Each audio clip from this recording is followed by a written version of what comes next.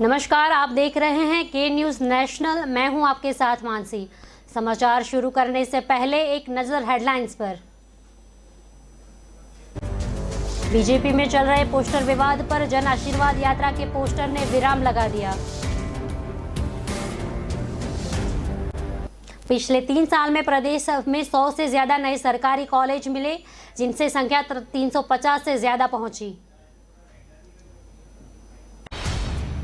बिजली की demand 7 crore unit तक बढ़ चुकी है।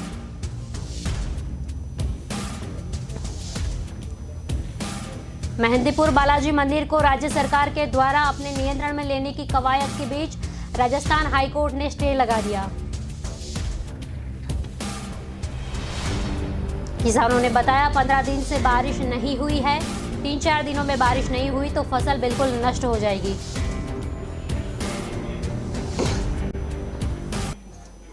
बीजेपी में चल रहे पोस्टर विवाद पर जन आशीर्वाद यात्रा के पोस्टर ने विराम लगा दिया है। इस पोस्टर में पूर्व सीएम वसुंधरा राजे का फोटो भी शामिल किया गया है। यह पोस्टर बीजेपी की ओर से जारी किया गया था। राजस्थान भाजपा की सोशल मीडिया पर भी इस पोस्टर को लगाया गया है। पोस्टर में वसुंधरा राजे के अलावा पीएम नरेंद्र मोदी, राष्ट्रीय अध्यक्ष जेपी नड्डा, प्रभारी अरुण सिंह, केंद्रीय मंत्री भूपेंद्र यादव सहित शामिल है। गौरतलब है कि पिछले दिनों में पार्टी में जबरदस्त पोस्टर विवाद चल रहा था। जयपुर में बीजेपी मुख्यालय के बाहर लगे होर्डिंग से वसुंधरा राजे गायब कर दी गई थी।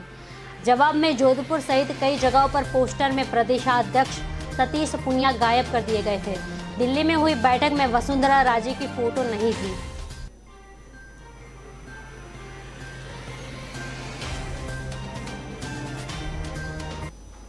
पिछले 3 साल में प्रदेश को 100 से ज्यादा नए सरकारी कॉलेज मिले, जिनसे संख्या 350 से ज्यादा हो गई है। वहीं 1800 से ज्यादा प्राइवेट कॉलेज भी प्रदेश में हैं।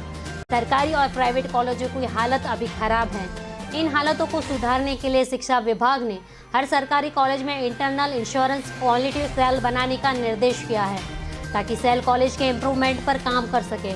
प्रदेश के 350 से ज्यादा सरकारी कॉलेजों में से मात्र 37 कॉलेजों के पास वर्तमान राष्ट्रीय मूल्यांकन एवं प्रत्यायन परिषद है। इनके अलावा प्राइवेट की बात करें तो 40 कॉलेजों के पास नेक है, जिनमें सिर्फ एक के पास ही A+ ग्रेड है। वहीं यूनिवर्सिटी की बात करें तो 83 में से सिर्फ 17 यूनिवर्सिटी के पास नेक है। 2020-21 में 4.85 लाख छात्रों के नामांकन हुए। आंकड़ों के अनुसार छात्र शिक्षक अनुपात बिगड़ा हुआ है।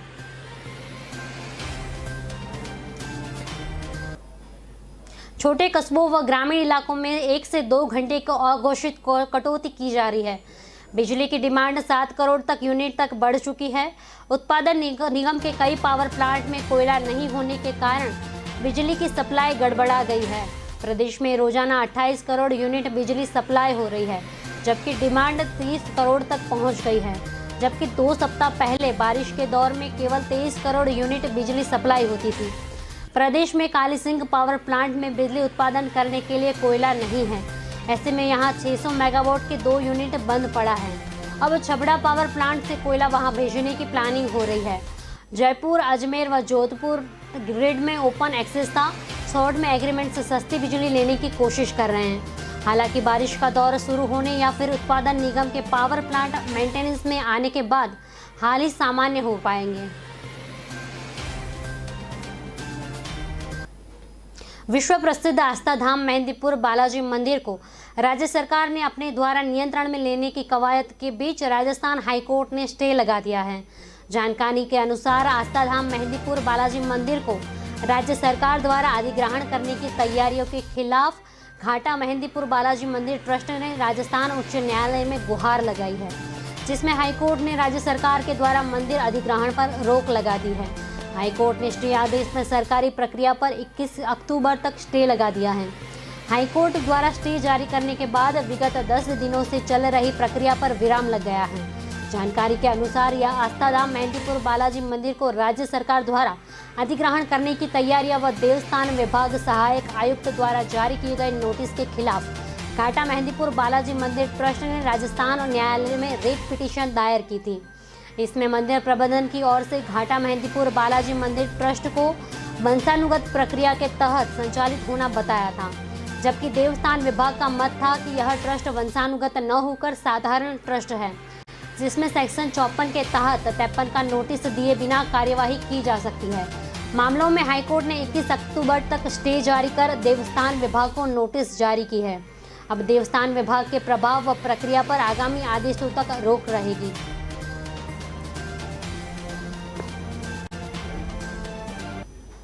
क्षेत्र में बारिश नहीं होने से खेतों में फसल नष्ट होने लगी है। इस बार सावन में पर्याप्त बारिश नहीं हुई है, वहीं भाद्रपद के 4 दिन शेष रह गए हैं, लेकिन पर्याप्त बारिश नहीं होने के कारण किसानों के चेहरे मुरझा गए हैं। किसानों ने मूंग व चावल की बिजाई की थी, लेकिन बारिश नहीं होने से खेती में बड़ी फसल मुरझाने लगी है। किसानों ने बताया है कि 15 दिनों से बारिश नहीं हुई है। 3-4 दिन तक बारिश नहीं हुई तो फसलें नष्ट हो जाएंगी। किसान फसल बिजाई से पूर्व खेत को जुताई कर बिजाई करता है, जिसमें प्रति बीघा करीब 1000 रुपये का खर्चा होता है। महंगे भाव के बीज लाकर खेती में बुआई, अच्छी फसल की आस बारिश नहीं होने से धूमिल होने लगी है। किसान के यहाँ शादी तो किसी के मकान का निर्माण तो किसी का कर्ज चुकाने का सपना अधूरा ही रह गया है। किसान शिशराम डेरुवाल ने बताया कि अधिकांश किसान बारिश पर ही निर्भर है। यहाँ ज़्यादातर खरीफ को फसल को बुवाई की जाती है और इस बारिश के अभाव में खरीफ का फसल जवाब दे गई है। किसान मामराज निम्मीवाल का कहना है कि पहले तो कोरोना के चलते किसानों का फसल के भाव नहीं मिलने से अधिक नुकसान उठाना पड़ा और अब बारिश नहीं हो रही है, खेत सूखे पड़े हैं। जो किसान खेती पर ही निर्भर है, उनके बच्चों का क्या होगा, परिवार का पालन पोषण भी कैसे करेंगे।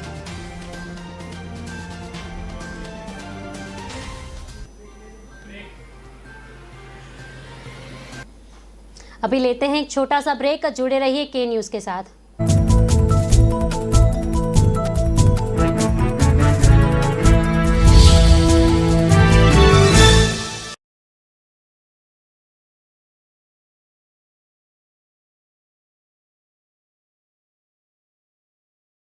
दिल का परिंदा उड़ चला, अंदाज अपना मन चला, खुद की तो सुन ले, जी भर के जी ले, रुकना ना तू अब ठहर।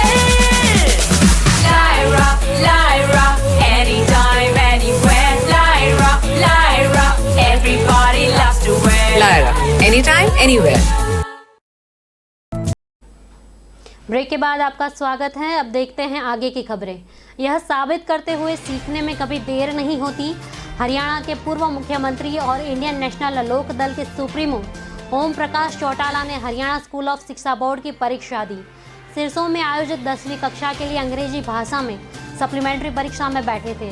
चूँकि 86 वर्षीय चोटिला का हाथ टूट गया है, इसलिए उन्हें अपना पेपर पूरा करने के लिए 9वीं छात्र एक राइटर के तौर पर दिया गया था। चौटाला हरियाणा के डेप्यूटी सीएम दुष्यंत चौटाला के दादा है। हरियाणा के पूर्व मुख्यमंत्री और इंडियन नेशनल लोक दल के सुप्रीमो ओम प्रकाश चौटाला बुधवार को 10वीं परीक्षा देने अपने काफिले के साथ परीक्षा केंद्र पर पहुंचे। परीक्षा केंद्र स्टाफ ने हाथ जोड़कर सुप्रीमो ओम प्रकाश चौटाला का स्वागत किया। करीब 1:50 पर पार्टी कार्यकर्ताओं ने उन्हें हाथ से सहारा देकर परीक्षा केंद्र का कमरा नंबर 13 में बिठा दिया। परीक्षा का समय दोपहर 2 से 5 बजे तक का था। अंग्रेजी की परीक्षा करने के लिए चौटाला को राइटर की अनुमति दी गई थी। ओम प्रकाश चौटाला ने 12वीं कक्षा की परीक्षा ओपन बोर्ड से दी थी, लेकिन उनका परिणाम शिक्षा बोर्ड ने रोक लिया था क्योंकि वे 10वीं की अंग्रेजी की परीक्षा में पास नहीं हुए थे। ऐसे में पूर्व सीएम ने दोबारा फॉर्म भरा और अब 10वीं की परीक्षा में बैठे हैं। हरियाणा के दिग्गज नेता 86 वर्षीय चौटाला अपने काफिले के साथ परीक्षा केंद्र पर पहुंचे। कोटा में लूट की नीयत ने की मोबाइल व्यवसाय की निर्मम हत्या। पिछले 4 दिनों से लापता सिंधी कॉलोनी निवासी मोबाइल व्यवसायी निखिल टेकवानी की जली हुई लाश व कार सोमवार शाम को डाढ़ देवी के जिले में मिली है। सूचना पर पुलिस ने बताया है कि ये हत्या का मामला दर्ज किया है। इस मामले में पुलिस ने कुछ घंटों में भीतर ही 3 जनों को पकड़ लिया है। उधर इस घटना को लेकर सिंधी समाज में आक्रोश फूट गया है। मामलों में सोमवार देर रात को कोटानी सिंधी कॉलोनी स्थित मृतक के घर बाहर सिंधी समाज व कई व्यापार संघ के पदाधिकारी सहित काफी लोग एकत्र हो गए थे। मृतक के परिजनों व पदाधिकारियों ने मृतक निखिल ने हत्यारों को गिरफ्तार करने व उन्हें कड़ी सजा देने की मांग को लेकर मंगलवार सुबह प्रदर्शन करने व बाजार बंद करने की घोषणा की थी। इसी क्रम में मंगलवार सुबह 9 बजे करीब मृतक के परिजन गुमानपुरा व्यापार संघ, GM प्लाजा और काफी लोग सिंधी मृतक के घर के बाहर एकत्र हुए थे।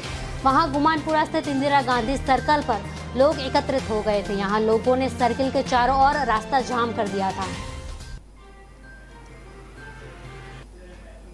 करीब 25-30 दिन पहले हम अपने मुल्क को हंसता मुस्कुराकर छोड़कर व्यापार करने भारत आए थे। अब सब बर्बाद हो गया है। हमारे परिवार संकट में हैं। जाने कब गोलीबारी हो गई कोई नहीं जानता। हमारे परिवार की महिलाएं, बच्चियां घरों में नज़रबंद हैं। यह दर्द उनकी ज़बान से झलक रहा है जो तालिबान के कब्जा करने से पहले व्यापार के सिलसिले में भारत आए थे। जयपुर आए एक ऐसे लोगों से बातचीत के दौरान एक कमरे में करीब 7-8 अफगान नागरिक बैठे हुए थे। सभी के चेहरे पर चिंता की लकीरें थी। हताशा और उदासी के बीच खौफ भी साफ नजर आ रहा था। ये सभी हाथों में माला में कलमा पढ़ते हुए परिवार की सलामती की दुआ करते नजर आए। अफगानिस्तान में काबुल के रहने वाले शम्स ने बताया वह पिछले करीब 10 साल से ज्वेलरी व्यवसाय के सिलसिले में भारत आ रहे हैं। अभी जो हालात अफगानिस्तान में बने हैं उसके कारण हम बहुत तनाव में हैं। हमारा परिवार वहां फंसा हुआ है। मेरी पत्नी और 5 बच्चे जो हर एक घंटे में फ़ोन करके कहते हैं कि पापा हमें बहुत डर लगता है, हमको भी वीज़ा बनाकर यहाँ आना है। हम भारत सरकार से रिक्वेस्ट करते हैं कि हमारे परिवार को वहाँ से निकालने की हमारी मदद करें।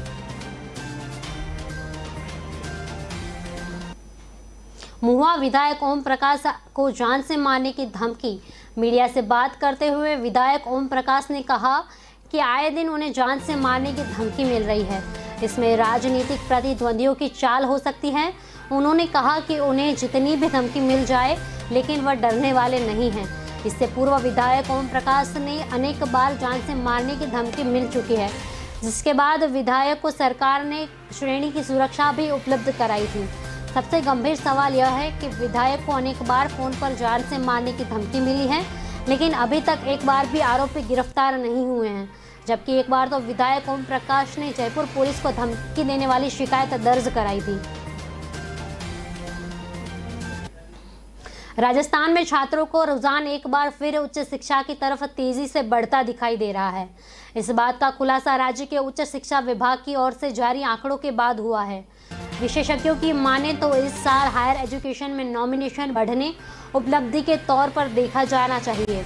उच्च शिक्षा विशेषज्ञ पुनीत शर्मा ने का कहना है कि लॉकडाउन के कारण राज्य भर में बड़ी संख्या में छात्र बाहर हो गए थे। ऐसे में दोबारा अच्छी संख्या में नए नॉमिनेशन होना अच्छे संकेत हैं। शर्मा के अनुसार प्रदेश में स्टूडेंट से नामांकन बढ़ने का श्रेय राज्य सरकार को जाता है। बार बार प्रवेश की समय सीमा बढ़ाने और छात्रवृत्ति कार्यक्रम जारी रखने और नए कॉलेज खोलने के चलते स्टूडेंट की रुचि हायर एजुकेशन के प्रति बढ़ी है। मिली जानकारी के अनुसार राज्य सरकार ने 123 नए कॉलेजों को पिछले 2 साल में ऐसे स्थानों पर खोले हैं जिन्हें बैकवर्ड एरिया रूप में गिना जाता था।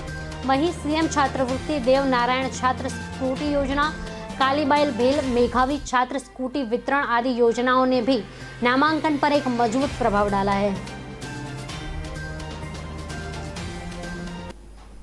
जल्दी लेंगे छोटा सा ब्रेक, देखते रहिए के न्यूज। न ऐश का न द्वेष का, यह दंगल है देश का। सुलगती समस्याओं के झुलसते सवालों का होगा दंगल देश का। प्रशासन के प्रश्नों को लेकर होगा दंगल देश का। शिक्षा, स्वास्थ्य, समाज, कानून और व्यवस्था के आज क्या है हालात। सोमवार से शुक्रवार रोज रात 8 बजे जलपा क्षत्रिय के साथ दंगल देश का। ब्रेक के बाद आपका स्वागत है। अब देखते हैं आगे की खबरें। बिखरे पत्ते, टूटी डालियां, आओ सुने राजस्थान की खूबसूरत कहानियां। राजस्थान का नाम आते ही लोगों के जहन में एक तस्वीर उभरती है। वर्ल्ड फोटोग्राफी डे के मौके पर यहाँ के महल से लेकर ऊंची पहाड़ियों पर बने किले जहाँ सूर्य की पहली किरण पड़ती है, 3500 सीढ़ियाँ वाली बावड़ी, 100 टापुओं वाला शहर और प्राकृतिक छटाएं जो सीधे आपके मन में उतर जाएगी और झलक उठेगा रंग बिरंगा राजस्थान। कोटा के प्रमुख पर्यटक स्थलों में एक Mukundra hills national park Kota शहर से 56 किलोमीटर दूर बूंदी के पास स्थित है, जिसे वन्य जीवन अभ्यारण्य के नाम से भी जाना जाता है। यहाँ विदेशी जानवरों के साथ ही विभिन्न पौधों की प्रजातियाँ, सांभर, हिरण, एशियाई हाथी और एल्क निवास करते हैं। पहले के वक्त यह जगह राजा महाराजाओं के शिकार के लिए पहचानी जाती थी। उम्मेद भवन पैलेस राजस्थान के जोधपुर में स्थित एक बहुत ही शानदार और खूबसूरत महल है। भारत के मध्यकाल में निर्मित यह महल अपने इतिहास और बेहतरीन संरचना के लिए पूरे विश्व भर में विख्यात है। जोधपुर में स्थित उम्मेद भवन पैलेस का निर्माण उस समय के महाराजा उम्मेद सिंह ने शुरू करवाया था। कहा जाता है कि यह महल दुनिया का सबसे निजी महलों में से एक है। लगभग 30,000 से भी अधिक लोगों ने दिन रात मेहनत करके इसका निर्माण किया था। प्रदेश के धौलपुर जिले में सेपोई में एक गर्भवती महिला की संदिग्ध परिस्थिति में मौत हुई है। महिला की मौत के बाद ससुराली जन शव को जलाने के लिए शमशान घाट ले गए, लेकिन ससुराल जनों ने पीहर पक्ष को सूचना नहीं दी थी। सूचना मिलते ही पीहर पक्ष ने लोग शमशान घाट आ गए। यहाँ पर मृतक महिला का दाह संस्कार किया जा रहा था। तभी पीहर पक्ष और ससुराली जनों में विवाद हो गया था।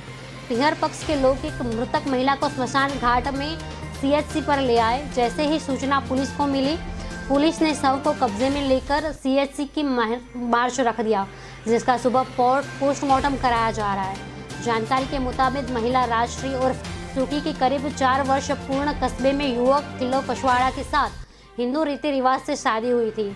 इसकी आज संदिग्ध परिस्थिति में मौत हुई है। अब उसके पेट में 9 माह का भ्रूण पल रहा है। ससुराली जनों की ओर से बेटी के उपचार में की कोई अनदेखी उसकी मौत हुई है। भ्रष्टाचार के आरोप लगने के बाद सुर्खियों में आए प्रदेश के बड़े प्रशासनिक अधिकारी जल्दी जेल बाहर होंगे। शुक्रवार को राजस्थान हाईकोर्ट ने 200 के पुलिस अधीक्षक आईपीएस मनीष अग्रवाल और बास कलेक्टर रह चुके आईएएस इंद्र राव जमानत दे दी है। उल्लेखनीय है कि लगभग 6 माह पहले ज्यादा का समय जेल में बिताने के बाद दोनों अधिकारियों को जमानत जेल पर बरी किया जाएगा। मिली जानकारी के मुताबिक ऐसा इसलिए होगा क्योंकि दोनों की अधिकारियों के खिलाफ अभियोजन स्वीकृति नहीं मिल पाई है। जानकारी के अनुसार दोनों अधिकारियों को जमानत इसलिए मिल गई क्योंकि आईएएस राव को खिलाफ केंद्र ने अभियोजन स्वीकार नहीं दिया था। वहीं दूसरा एसपी मनीष अग्रवाल के खिलाफ अभियोजन स्वीकृति राज्य सरकार ने नहीं मिली, लिहाजा कोर्ट ने दोनों अधिकारियों की जमानत दे दी है। आपको बता दें, इससे पहले जस्टिस पंकज चौधरी ने दोनों अधिकारियों की जमानत याचिका पर बहस पूरी होने के बाद 30 जुलाई तक फैसला सुरक्षित रखा था।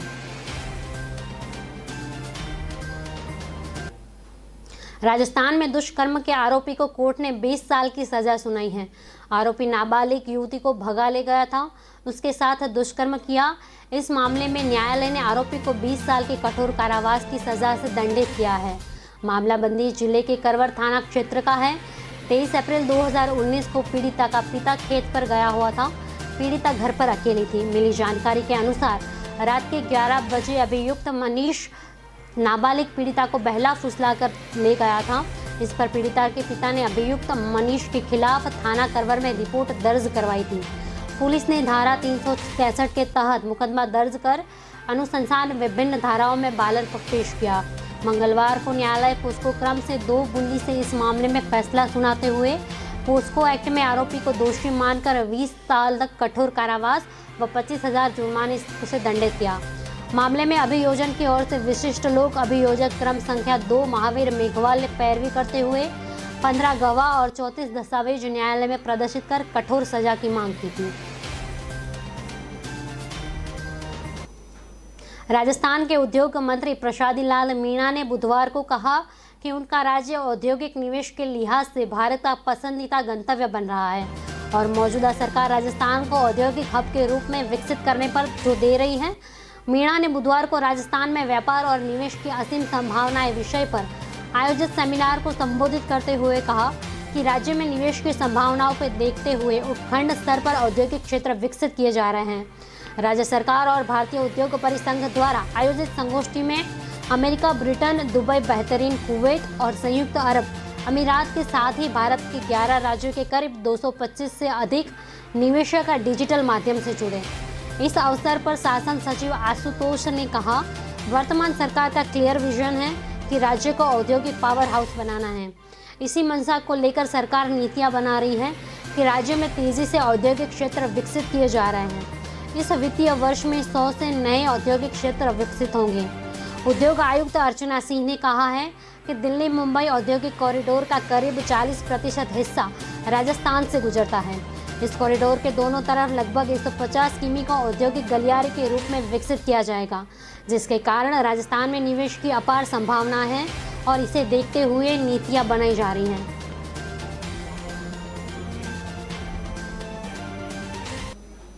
समाचार में अभी बस इतना ही। ज़्यादा समाचार देखने के लिए देखते रहिए के न्यूज़ नेशनल। नमस्कार।